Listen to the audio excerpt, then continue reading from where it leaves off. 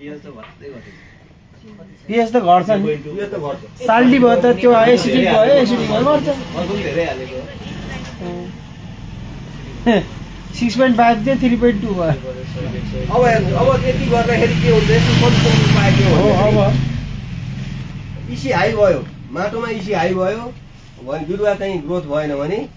सबभन्दा बेटर चाहिँ उपाय भनेको फ्लस गर्ने हो पानीले सादा पानीले फ्लस गरेर त्यो लिचिङ गराइदिने हो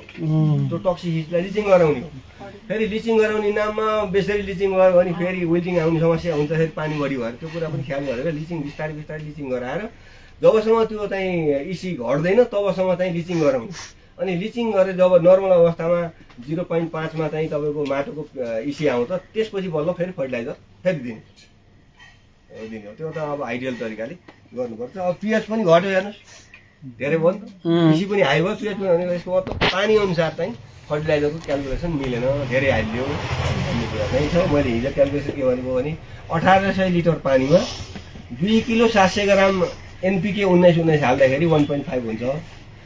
कुनभन्दा चाहिँ 0.5 इसी भएको पानीमा हाल्दाखेरि भनेर भने त्यही भएर हामीले क्यालकुलेसन दिने बेलामा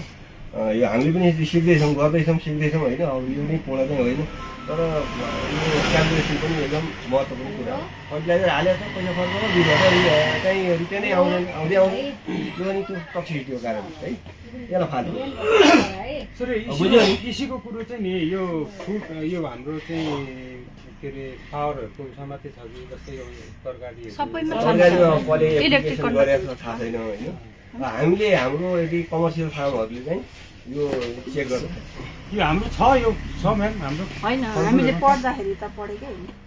यसलाई फाल्नु